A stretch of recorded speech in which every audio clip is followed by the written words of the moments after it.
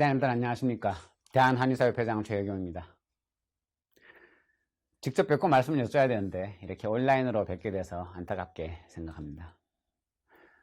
오늘 제가 이 자리에 온 것은 앞서 인트로 영상에서도 또 보셨고 또 우리 사회자분께서도 말씀을 하셨지만 지금 의협이 하고 있는 이 의사 파업의 과정에서 너무나 많은 가짜 뉴스와 폄훼 그리고 이 선전선동이 난무하고 있었어요.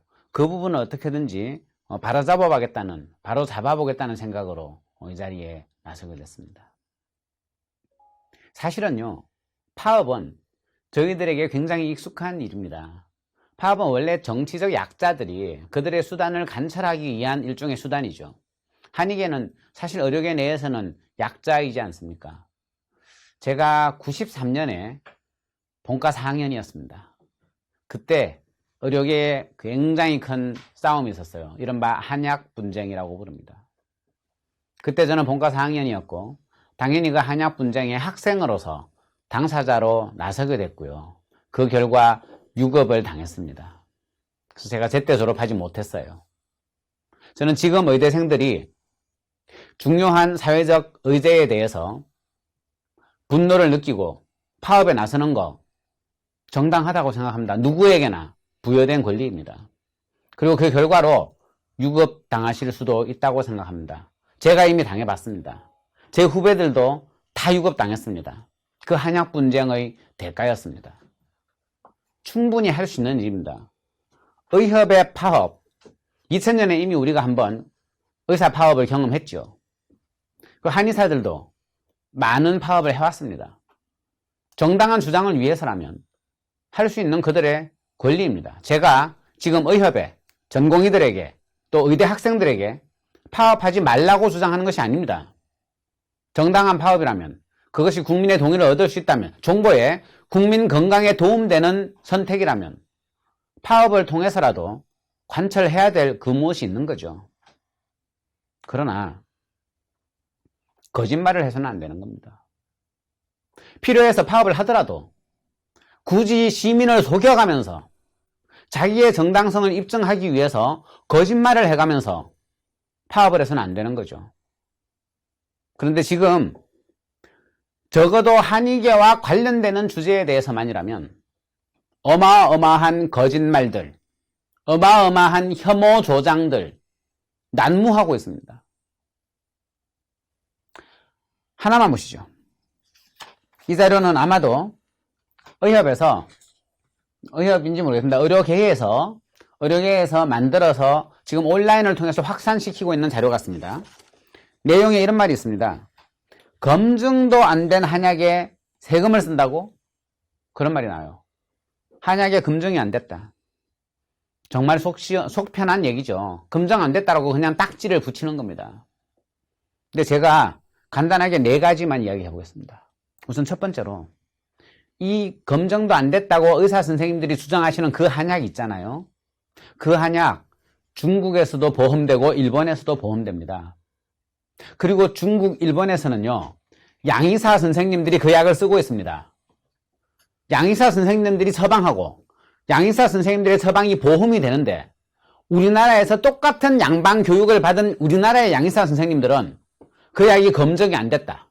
보험되면 큰일 난다고 해요. 이유가 뭡니까? 왜 똑같은 현대의학 교육을 받고 중국 의사들, 일본 의사들은 다 보험이 되는데 다 처방을 하는데 우리나라 의사들은 이거 쓰면 큰일 난다고 하고 검증되지 않았다고 하고 보험에도 들어가면 안 된다고 합니까?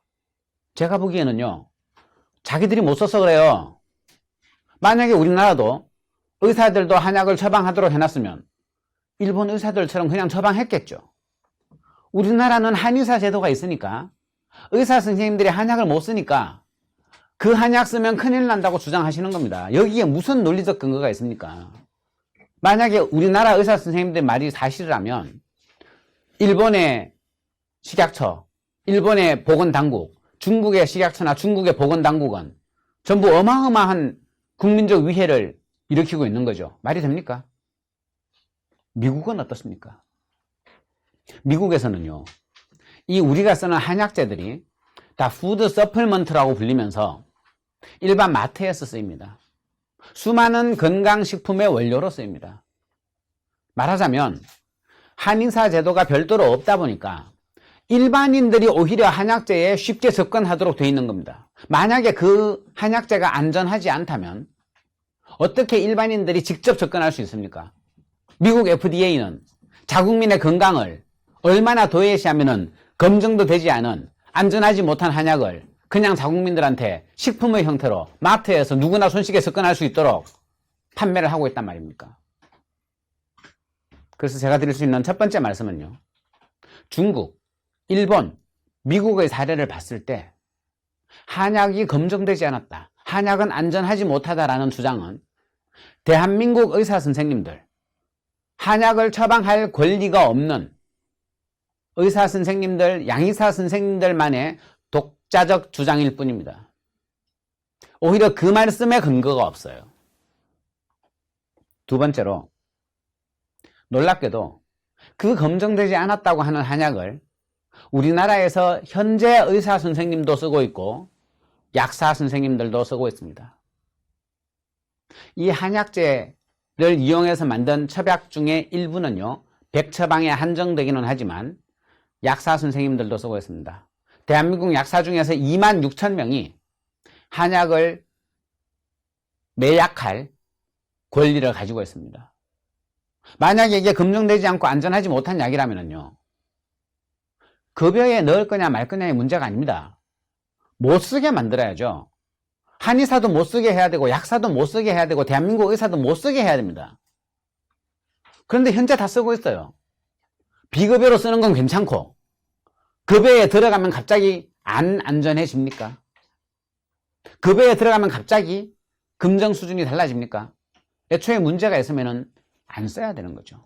근데 지금 대한민국 약사 선생님들이 쓰고 있어요. 의사 선생님들 쓰느냐고요? 쓰고 있습니다.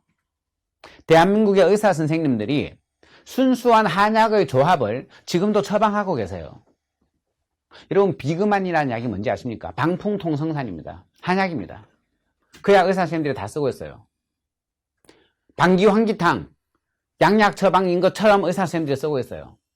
신바로라는 게 있습니다. 한의사들이 원래 쓰던 청파전이에요. 레일라라는 약이 있습니다. 원래 한의사들이 쓰고 있던 처방을 그냥 가져다 쓰는 겁니다. 이처럼 의사 선생님들도 현재 한약을 쓰고 있고 약사 선생님들도 현재 한약을 쓰고 있고 대한민국의 모든 한의사들이 현재 한약을 쓰고 있는데 갑자기 이게 검증도 안 되고 안전하지 못하다고 주장을 하시면 그 말씀이 사실이면 그 모든 사용이 다 중단돼야죠. 급여에 안 들어가는 정도로 어떻게 멈춥니까? 다 중단시켜야죠. 근데 지금 그렇게 안전하지 못하고 그렇게 검증이 안 되어 있으니 500억 원짜리 시범 사업만 하지 말자고 합니다. 그게 무슨 말입니까? 세 번째로 한약재도 HGMP를 받습니다. 한약재 GMP라고 부릅니다. 한약이요, 그냥 민간에서 사용되는 게 아닙니다. 원자재 관리, 위생 관리, 시설 관리, 품질 관리, 제조 공정 관리, 이 모든 것들을 갖춰야 되고요. 자율 점검이라든지 교육, 훈련도 지속적으로 실시해야 합니다. 다시 말하면 한약을 구성하기 위한 각각의 한약재들은 모두 HGMP의 규제를 받는 것입니다. 그러면 우리가 지금 양약이 안전하다고 말하는 근거는 뭡니까? 그 양약이 GMP 규제 하에서 생산되기 때문이죠. 똑같이 한약재도 GMP 규제를 받고 있습니다. 그러면 한약재만 안전하지 못하다고 말할 근거가 뭐가 있습니까? 만약에 GMP가 못 믿어오면 양약도 다 못 믿어온 거죠. 건강기능식품 GMP도 못 믿어온 거죠. 근데 유독 한약만 안전하지 못하다. 그 말에 무슨 근거가 있습니까? 네 번째로 이런 말씀을 하세요. 그래, 개별 한약재는 GMP라고 치자. 그렇지만 그 한약을 그냥 GMP 상태로 주는 것이 아니라 환자마다 다 조합을 하지 않느냐. 첩약이라는 것은 여러 한약재를 섞는 것 아니냐. 그 섞은 완제품인 한약은 GMP에서 생산되는 거 아니지 않느냐. 못 믿는다. 안전하지 못하다. 이런 말씀을 하세요. 여러분, 지금 소아과, 이비인후과, 내과를 가보십시오. 의사 선생님들이 여러 개의 약을 조합하십니다. 그걸 처방전이라고 하죠. 그 처방전 가지고 약국 가시면 약사 선생님들께서 그 처방전에 나와 있는 대로 여러 개의 약을 조합해서 조제하십니다. 여러분, 약국이 GMP 시설입니까? 그럼 왜 각각의 약들은 GMP 시설에서 생산됐는데 그 약의 조합은 GMP 시설이 아닌 그냥 일반 약국에서 조제를 합니까? 그리고 그렇게 조합된 약의 안전성은 왜 완성품을 별도로 평가하지 않습니까? 그 부분은 PMS라고 해서 사후 평가의 영역으로 넘어가 있기 때문입니다. 마찬가지입니다.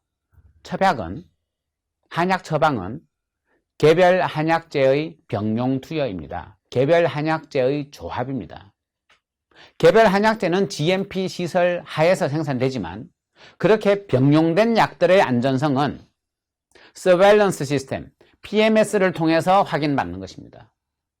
다시 말하면 사후 평가를 하는 것입니다. GMP는 사전 평가죠. 왜 양약은 개별 양약은 사전 평가하고 그 양약의 조합은 사후 평가하면서 오직 한약에 대해서만 개별 한약제도 사전 평가하고 그 약의 병용 투여 내지 조합도 사전 평가하라고 터무니없는 주장을 하는 것입니까? 이러면서 계속해서 한약은 검증되지 않았다 라고 주장을 해요. 제가 보기에는 일방적인 독자적인 가짜 뉴스입니다. 더 심각한 건 이겁니다. 같은 종이 두 번째 줄에 중금속 허용치가 50배 높은 한약을 급여화한다고 라고 적혀 있습니다. 중금속 허용치는요, 대부분의 한약재가 식품보다도 더 엄격한 규제를 따르고 있습니다. 특히 우리나라의 규제는 전 세계 어떤 나라보다도 높은 수준의 규제 조건을 따르고 있어요. 무슨 얘기냐? 한약재의 중금속 허용치가 50배나 높다라는 말은 그 자체로 그냥 가짜 뉴스입니다. 이런 말들을 통해서 한약과 한의사에 대한 혐오를 국민들에게 조장하고 있는 것입니다. 파업하세요. 파업 좋습니다. 왜 거짓말을 합니까? 왜 가짜 뉴스를 퍼뜨립니까? 같은 종이에 보면 해석도 못하는 한의사들이 최신 의료기기를 쓴다고 나옵니다. 정말 개탄스럽습니다. 여러분, 지금 한의사나 양의사나 똑같은 KCD 진단을 합니다. KCD 진단이 뭐냐면요, 한국형 표준 질병 사인 분류예요. 환자가 오면은요, 그 환자 진단할 때 양의사한테 가든 한의사한테 가든 동일한 잣대로 동일한 진단을 해야 합니다. 그게 너무 당연하죠. 생각해 보십시오. 진단 기준 자체가 다르면 어떻게 평가를 합니까? 적어도 동일한 잣대로 같은 진단을 해놔야 한약이 효과가 있는지 없는지, 양약이 효과가 있는지 없는지 판단이 가능할 거 아닙니까? 그러니 당연히 한의사에게도 진단은, 즉 환자를 보는 잣대는 양방과 한방을 동일하게 하라 라는 것이 국가적 요구인 것입니다. 자, 동일한 진단을 해야 되는데 진단을 위한 도구를 쓰지 못하면 그게 훨씬 더 말이 안 되는 거죠. 또 동일한 진단을 해야 될 의무를 가진 한의사가 한의대에서 그 진단과 관련되는 교육을 받지 못했다면 그것도 말이 안 되는 거죠. 그래서 한의대 교육의 70%는 현대의학 교육입니다. 특히 진단을 위해서는 가능한 모든 교육을 받아야 됩니다. 왜 그렇겠습니까?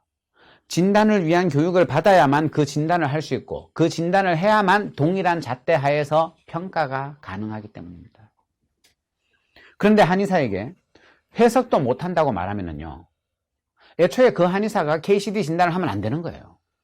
해석도 못하는 한의사에게 진단하라는 의무를 부여하는 건 나라가 잘못한 거죠.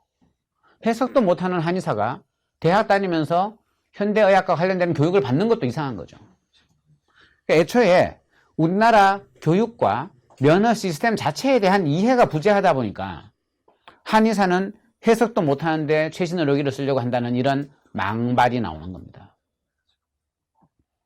더 놀라운 사실은 이겁니다.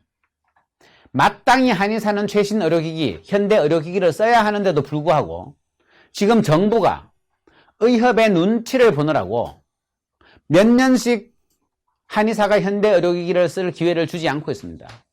이번 첩약급여화 시범사업에도 현대의료기기를 통한 정확한 진단 부분이 아직까지 빠져 있어요.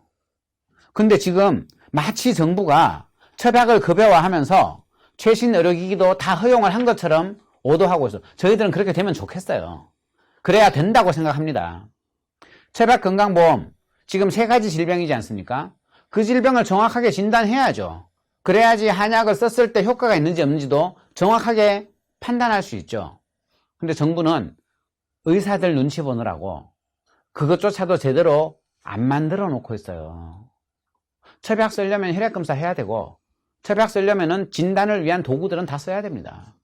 근데 지금 이 내용은 뭐냐면요, 마치 이미 정부가 한의사에게 첩약 건강보험을 하면서 최신 의료기기 사용권을 준 것처럼 말하고 있어요. 가짜 뉴스입니다. 그렇게 되기를 바라요. 저희들한테는 희망사항이에요. 그러나 의사 선생님들이 이런 말 하는 것은 호도하는 겁니다. 가짜 뉴스 배포하는 겁니다. 다음 장 한번 보십시오. 그 다음 장에 보시면 한의사에게 의사 자격을 부여한다고 하면서 의대 6년 교육을 보수교육 몇 번으로 퉁치자, 이런 말을 했다고 돼 있어요. 정말 당황스럽습니다. 아까 제가 말씀드렸던 것처럼 한의대 교육은 이미 70%가 현대의학 교육을 포함하고 있습니다. 그리고 한의사의 직무는 진단 영역에 있어서는 양의사와 한의사가 완전히 동일한 진단 영역을 공유하고 있습니다. 즉 한국형 표준 질병사인 분류 KCD를 한의사도 쓰고 있죠. 한의사가 현대의학의 질병명으로 환자를 진단하지 않으면 정부가 진찰료를 안 줍니다. 한의사는 그 진찰을 해야 돼요. 대학은 그걸 가르치고 있어요. 지금 우리가 주장하는 것은 뭐냐 하면 그 한의사가 보편적인 영역에서 포괄적 의료를 하기 위해서 한의사의 역할 영역에 쓸데없는 제한을 하지 말라는 겁니다. 한의사가 한의사의 직을 버리고 의사 노릇 하겠다는 것도 아니고, 한의사가 보수교육 몇 번으로 퉁치겠다고 말하는 것도 아니에요. 한의사의 역할 영역에 제한이 없어야 국민 건강을 실질적으로 도울 수 있고, 지금 현대 사회에 부족한 1차 의료가 제대로 강화될 수 있다는 겁니다. 1차 의료가 가진 그 포괄성이라는 특성에 비춰봤을 때 적어도 1차 의료 영역에서는 도구 사용에 제한이 없어야 된다는 것이 저희들의 주장입니다. 그걸 위한 교육을 어떻게 하면 할 수 있느냐? 저희들은 다양한 제시들을 해서 의견 제시들을 했어요. 그러나 보수교육 몇 번으로 퉁치자는 얘기는 해본 적이 없습니다. 예를 들면 한의대생이 의대에 가서 복수 전공을 할 수도 있습니다. 학점 교류를 할 수도 있습니다. 한의대에서 직접 교육을 할 수도 있습니다. 한의대 6년 교육 중에서 도구 사용에 부족한 교육 부분이 있다면 그 교육 부분을 채울 수 있는 다양한 수단들은 있을 것입니다. 그러나 그 어떤 경우에도 의대 6년 교육을 보수교육 몇 번으로 퉁치자라는 말은 한 적도 없고 논리적으로 옳지도 않으며 현행법상 가능하지도 않습니다. 심지어 복지부에서도 이런 논의 진행된 적도 없고 가능하지도 않다라는 발표를 한 바가 있습니다. 그런데 오직 의사 선생님들만이 이걸 퍼뜨리고 있어요. 이유가 뭡니까? 가짜 뉴스 퍼뜨려서 역시 혐오를 조장하고 자기들의 유리한 정치적 지형을 만들어내기 위한 거죠. 파업하세요. 거짓말은 하지 마세요. 지금 의협은 소위 4대 악이라고 말하면서 의대 정원 확대, 공공의대 신설, 첩약건강보험 시범사업, 그리고 비대면 진료, 이 4가지를 기필코 철회하겠다고 나서고 있습니다. 이것을 목적으로 파업까지 하고 있죠. 정말 안타깝습니다. 다 이렇게 말합니다. 졸속으로 시행된다. 논의를 거치지 않았다. 여러분, 첩약이요. 첩약이 우리 사회에서 처음 논의된 게 언젠지 아십니까? 84년, 85년입니다. 84년, 85년 두 해에 걸쳐서 청주 청원 지역에서 처박건강보험 시범사업이 실시됐습니다. 특정 지역을 대상으로 처박건강보험 시범사업을 했던 게 84년, 85년입니다. 지금으로부터 35년 전 이야기입니다. 그 35년 동안 처박건강보험에 대한 논의가 계속 이어져 왔던 겁니다. 가장 최근의 예만 볼까요? 2012년에는요. 아예 건정심에서 2천억 규모로 65세 이상 노인에 대한 처박건강보험 시범사업을 실시하라고 의결했습니다. 건정심을 통과했어요. 그 당시에 한의계에서 여러 가지 우려가 있어서 실제 시행으로 이어지진 않았지만 건정심을 통과했다는 얘기는 그 자체로 이미 사회적 합의가 있었다는 뜻입니다. 2020년 올해도 비록 2012년에 2천억 규모는 아니지만 500억 규모로 제한된 3개의 질환에 대해서 시범사업을 하기로 건정심에서 결정했습니다. 여러분, 건정심이 뭡니까? 건강보험정책심의위원회입니다. 우리나라의 건강보험정책과 관련해 가지고는 최고의 심의 및 의결기구입니다. 그리고 사회적 합의를 도출해내는 기관입니다. 왜 그렇습니까? 여기에는 공익대표가 있습니다. 사용자 대표가 있습니다. 근로자 대표가 있습니다. 시민단체 대표가 있습니다. 소비자 대표가 있습니다. 단순히 공급자들만 모인 데가 아니에요.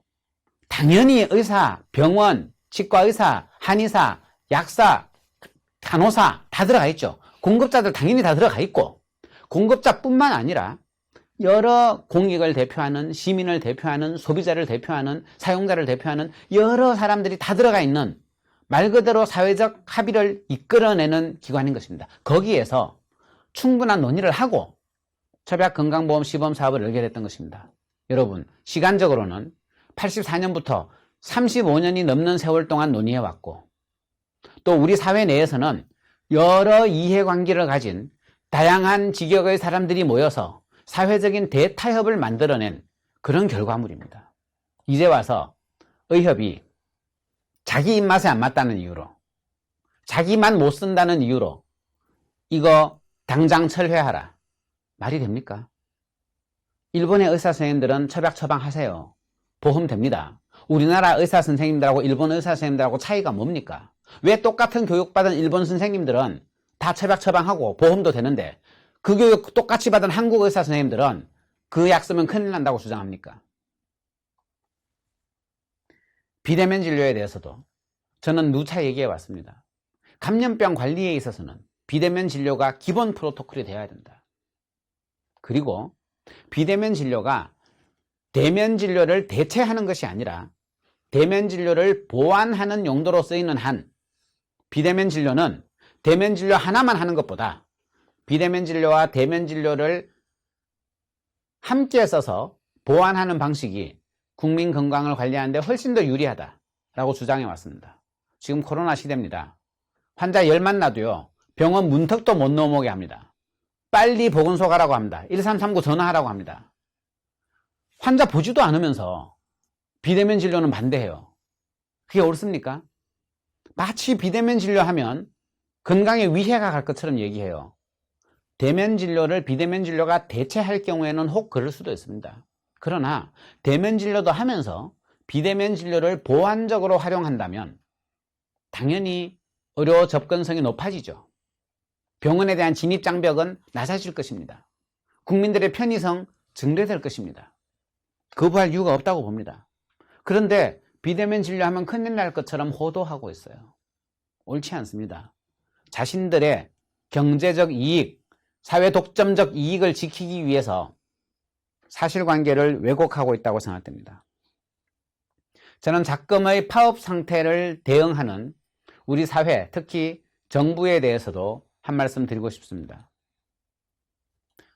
잘못된 주장, 자신들의 이익만을 지키기 위한 주장을 심지어 가짜 뉴스를 퍼뜨려가면서 자행하고 있는데 정부가 단순히 힘의 논리에 굴복된다면 그것은 분산된 다수의 이익을 지켜야 할 정부의 책무를 벗어나는 것입니다.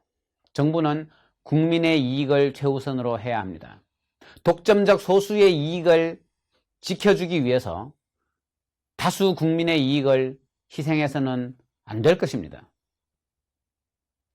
그리고 그 과정에서 필요하다면 적극적으로 기타 보건의료 인력들을 활용해 주시기 바랍니다. 대한민국에는 드러나지 않은 10,000명의 PA들이 있습니다. 이분들이야말로 병원에서 핵심적인 역할을 하고 있습니다. 하루빨리 우리나라에 PA 제도가 양성화되어야 합니다. 대한민국에는 25,000 한의사들이 있습니다. 이들이 보건의료 정책 단위에서 소외받고 있어요. 더 적극적으로 역할을 주십시오. 국가 입장에서는 역내의 모든 의료를 구매해야 될 입장에 있습니다. 의료 형평성을 위해서 역내의 모든 의료를 한꺼번에 사서 다시 필요에 따라서 재배분을 하는 것이 국가의 역할이죠. 그럴 때 양의사들에게만 의료를 사게 되면 그 독점 권력에 휘둘리기가 쉽습니다. 반면에 PA 제도 만들어 주시고 NP 제도 만들어 주시고 한의사의 활용성을 높여 주시고 그렇게 해서 국가가 의료의 구매선을 다변화할 때 비로소 시민의 이익을 더 쉽게 더 제대로 대변할 수 있습니다. 파업 국면에 특히 한의사를 포함한 기타 다른 의료 인력들의 적극적 활용을 검토해 주시기 바랍니다. 코로나 국면에서 드릴 말씀은 더 많습니다. 중국은 코로나에 대응하는 데 한약과 한의사를 제대로 활용하고 있습니다. 우리나라는 전혀 활용을 못하고 있습니다. 의사들의 독점 권력에 눈치 보기 때문입니다. 이제 코로나 두 번째 아웃브레이크가 눈앞에 있습니다. 사회적 거리두기 3단계 상향 조치를 만지작거린다고 합니다. 더 늦기 전에 한약과 한의사가 코로나 치료에 그리고 코로나의 방역에 활용되어야 합니다. 이 문제와 관련해서는 다시 한번 기자님들 모시고 자세한 브리핑을 드리도록 하겠습니다. 감사합니다.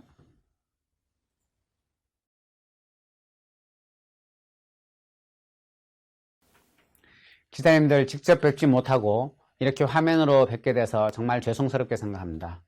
코로나가 빨리 안정이 되고 기자님들을 직접 뵙고 더 자세한 말씀 여쭐 수 있는 기회가 오기를 바랍니다. 머지않은 미래에 조만간 코로나 관련해서 한의사가 코로나 국면에서 어떻게 방역과 예방 그리고 치료 작업에 동참할 수 있는지 그것과 관련해서 중국에서 나온 백서와 저희들이 지난 몇 개월 동안 한의진료센터를 운영하면서 얻었던 경험들을 기자님들께 자세하게 공유하고 정부에 대해서도 한약과 한의사의 활용을 적극적으로 요청하는 기자회견을 갖도록 하겠습니다. 다음 기회에 다시 뵙겠습니다. 감사합니다.